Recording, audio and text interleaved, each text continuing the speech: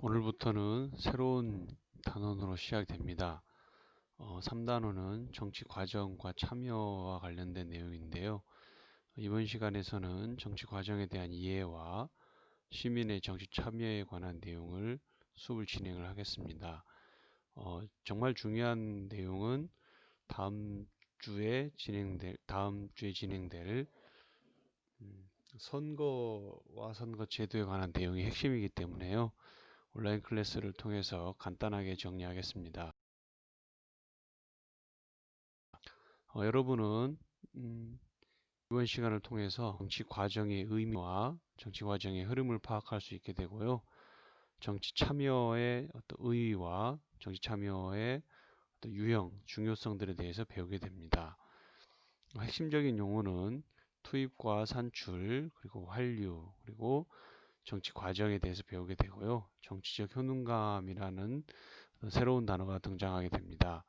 그리고 새로운 제도로서 전자민주주의에 대한 이야기들을 다뤄보겠습니다.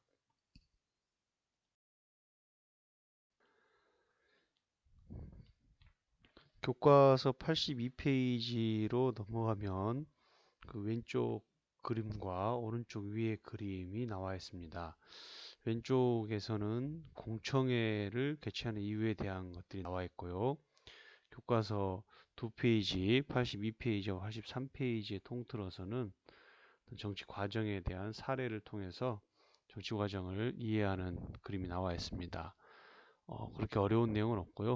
국민의 다양한 요구나 지지가 정책 결정 기회에 투입되어서 산출되고 그 다음에 다시 평가받는 과정, 일련의 과정을 정치 과정이라고 한다라는 개념 정의가 되어 있습니다.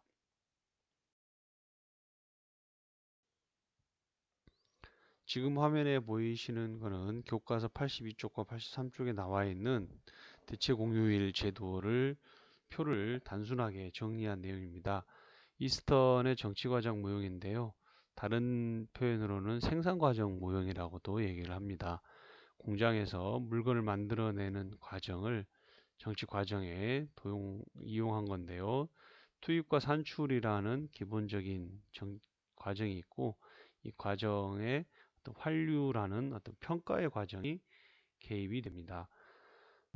그림에 나와 있는 것처럼 국민들의 어떤 요구나 지지가 투입으로 들어갔을 때 입법부와 사법부와 행정부를 중심으로 하는 정책 결정 기구에서 정책을 결정하고 실행하는 과정이 산출이 됩니다. 이러한 산출에 대한 평가로서의 환류가 나오는데요. 여러분은 교과서 그 환류의 평가에다가 가장 대표적인 환류 평가의 방법은 선거가 있다라는 것을 기록해 놓으시면 될 것 같습니다. 83쪽에 그 시민단체가 미세먼지 대책 이야기 나와 있고요. 교과서에 나와 있는 것처럼 대체 공휴일 제도는 우리나라에서 이미 실시가 되고 있다라는 것도 하나의 결과로서 이야기할 수 있습니다. 사례에 대한 설명을 좀 더 구체적으로 도입을 해서 얘기를 해보면 대체 공휴일 제도 도입에 대한 여러 정치 참여자들이 투입을 통해서 의견을 표현하고 공청회라든지 토론회에서 들어가게 되는 것을 투입 과정이라 볼 수 있고요. 정부가 제도를 도입하는 것은 단의 산출로 볼 수 있습니다. 이렇게 산출된 정책의 집행에 대해서 다양한 의견을 제시하고 평가하는 것을 환류라고 얘기하고 있습니다. 이러한 정치 과정의 특징은 다음 슬라이드에 나옵니다. 과거의 정치 과정의 특징들은 어떤 시민들의 투입 과정에서의 참여라든지 정치 과정 전반에 있어서의 제한된 형태로 이루어지고 있었는데요. 현재에서는 시민들의 자발적인 참여를 강조하고 정책에 반영하려고 하는 모습을 통해서 변화를 나타내고 있습니다.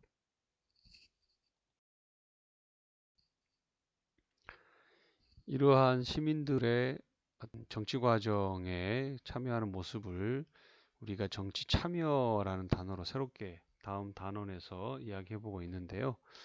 정치 참여 의미는 시민이 관심을 가지고 영향을 행사하려는 모든 활동을 정치 참여라고 이야기합니다. 이러한 정치 참여의 민주주의의 의의는 첫 번째는 권력의 행사나 정책 결정에 정당성을 부여하게 되고 시민들의 환류, 평가를 통해서 정책이 수정될 수도 있습니다. 그리고 정치적 책임의식이 향상이 되고요. 네 번째가 바로 조금 어려운 단어인데요. 정치적 효능감이라는 단어가 나와 있습니다. 밑에 교과서에 보면은 자신감이라는 단어로 이야기하고 있죠. 예를 들어서 우리 학교에 강당이 세워지는 과정에서 학교 안팎의 다양한 구성원들이 정책에 어떤 투입함으로써 우리 학교에 강당이 세워지게 되는 그런 경험을 통해서 정치에 대해서 자신감을 갖게 되는 그런 사례를 들 수 있습니다.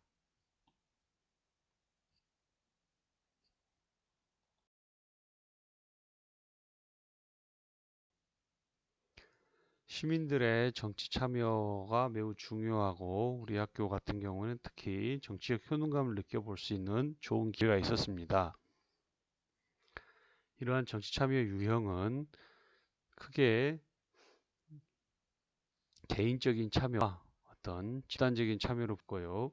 구체적으로 여러 가지 네 가지 정도로 이야기를 해볼 수 있습니다. 가장 일반적인 그리고 대의민주주의에서 가장 기본적인 정치 참여 형태는 바로 선거입니다. 자신이 지지하는 후보자에게 투표하거나 운동에 참여하고 또는 후보자로 직접 출마하는 것도 하나의 정치 참여의 형태가 됩니다. 그 다음에는 이제 단체적으로 참여하는 방법이 있는 정당이나 이익집단, 시민단체 등 다양한 단체를 지지하거나 후원하는 그런 활동을 하고 있습니다. 여러분이 시민단체라든지 다양한 활동을 하는 단체에 꼭 한 번씩은 참여해서 회비를 납부하거나 또는 활동에 참여하는 경험을 해보는 것도 매우 유익한 경험이 있습니다. 단체적으로 이렇게 참여하는 것 외에도 언론이나 SNS를 통해서 독자 투고라든지 또는 공직자들을 직접 찾아가서 요구하는 것도 있고요. 또는 문서로서 국민들의 요구를 전달할 수 있는 청원도 있고 민주주의 사회에서 집회나 시위에 참여해 보는 것도 하나의 좋은 사회 정치 참여의 경험이 될 수 있습니다. 그리고 중요한 정책에 대해서 국민들의 의견을 직접 수집하는 공청회라든지 또는 간담회, 토론회 등에도 참여해 볼 수 있습니다. 특히 이번에 저희 학교 학생회장 선거에도 도입될 예정으로 되어 있는 바로 4번의 모습이 나와 있는데요. 전자민주주의가 활발해질수록 시민들의 정치 참여의 기회가 늘어날 것이다 라는 거 얘기하고 있습니다. 물론 전자민주주의가 가지고 있는 장점과 단점도 있습니다. 예를 들어서 전자민주주의의 장점은 어떤 직접 민주적인 요소들이 강화될 수 있다는 것이 장점이 될 수 있을 것 같고요. 당연히 단점으로는 어떤 이런 기계, IT 기계라든지 SNS라든지 이런 어떤 전자적인 영역에 익숙하지 않은 분들의 의사가 반영되기 어렵다라는 단점도 여러분이 같이 기억해 주시고 기록해 주시기를 바랍니다. 화면에 주에 대해서 더 장점에 대해서 이야기하고 있는 걸 볼 수 있습니다. 첫 번째 보면은 직접 정치 과정에 참여한 민주주의 형태로서 대의민주주의를 극복하는 하나의 장점이 될 것 같고요. 그 다음 여러 가지 인터넷을 통해서 모두 전자민주주의 영역이 확대된다라는 것도 이야기하고 있습니다. 선생님이 조금 전에 이야기했던 IT 기기나 SNS에 익숙하지 않으신 분들의 어떤 참여가 제한된다는 단점도 같이 기억해 주시기를 바랍니다.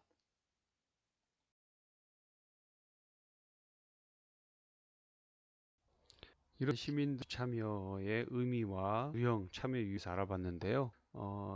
모두 알 수 있는 당연한 참여의 태도에 대해서 마지막으로 정리하고 마무리 짓겠습니다. 첫 번째는 무관심에 대한 극복입니다. 자발적이고 능동적인 정치 참여를 해야 됩니다. 부패하거나 잘못된 생각을 가지고 있는 권력자들은 국민들의 무관심을 조장하기 위해서 많은 시도를 하게 됩니다. 이러한 잘못된 역사적 경험을 가지고 있는 우리나라 입장에서는 시민들의 적극적인 무관심을 극복하고 정치에 참여하는 자세가 필요합니다. 그런데 또 중요한 것이 바로 타인에 대한 존중과 이해입니다. 우리가 법의 이념에서 정의의 극치는 부정의의 극치라는 법적 안정성에 대한 적이 있었는데요. 자기의 이익만을 우선하면 결국 모두가 자신의 이익을 실현하기 어렵기 때문에 자신의 이익 묻지 않게 다른 사람의 이익을 존중해야 되는 것도 매우 중요합니다. 그리고 세 번째는 합법적이고 민주적인 절차를 존중을 해야 됩니다. 아무리 내 주장이 옳다고 하더라도 모두가 동의하고 기존에 만들어둔 질서를 어지럽히는 합법적이지 못한 그런 과정을 통해서 자신의 의견을 표현하는 방식으로는 다른 사람들의 동의를 얻기 어렵게 되고 또 우리가 또 자신의 주장을 펼치는 것들이 갈수록 어렵게 되는 그런 모습도 볼 수 있습니다. 탐구 활동에 나와 있는 사례는 청소년들의 정치 참여에 대한 어떤 언론의 표현입니다. 구체적으로 활동에 나와 있는 것처럼 시민단체를 통해서 참여할 수도 있고요. 그 다음에 입법청원에 통해서도 우리가 그 참여하는 형태를 알 수 있는데요. 그 우리나라에서는 이런 시민들이 직접 법률안을 국회에 바로 제출할 수는 없습니다. 교과서 자료처럼 의원을 통해서 국회의원이 입법을 제안할 수 있는 형태로 마련진 것이 한계이지만요. 그래도 구체적으로 학생들이 이런 활동을 하고 있다라는 사례에 대해서 여러분이 경각심을 가지고 임해해 주시기를 바랍니다.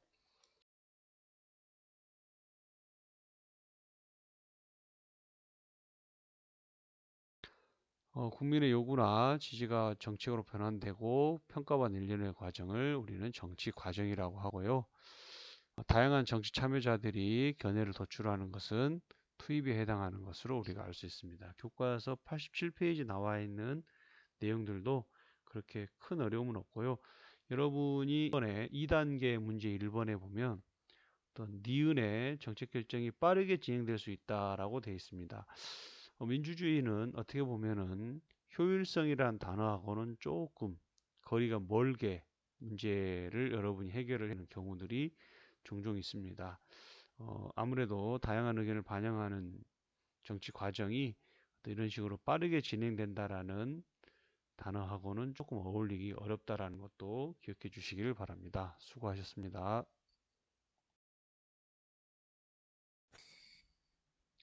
두 번째 문제는 대의민주주의의 가장 기본적인 시민의 정치 참여 방법은 선거에 참여하는 것이죠. 정당에 가입하는 것이 아닙니다. 인터넷과 같은 발달하면서 전자민주주의를 통해서 활발히 실현되고 있는 직접민주주의의 모습을 볼 수 있습니다. 여러분 수고하셨습니다.